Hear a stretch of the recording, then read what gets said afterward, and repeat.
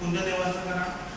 जे जे तुमचे धर्म आहे, जे जे आपल्या जाती आहेत, जे जे लोकांना आपण मानतो, कोणी बौद्धांना मानत असेल, कोणी ख्रिश्चन असेल, कोणी हिंदू असेल, कोणी मुस्लिम असेल, जे काय असेल तर त्या देवाची काय करायची आपल्याला? प्रार्थना करायची. काय मागायचं त्यांच्याकडे? दिवसभर आम्हाला कार्य करण्याची काय दे? ठीक आहे. मग पुढे म्हणजे कोणाचं काय साफ करणार आपण? कुठला परिसर? कंपाऊंडच्या आतला, कंपाऊंडच्या बाहेरचा, गावाचा, नागावचा, कुठला? काही एरिया वाटून घेतले? तुम्हाला माहिती हो, म्हणून तुम्ही इथे बसला. त्यांना काय माहिती?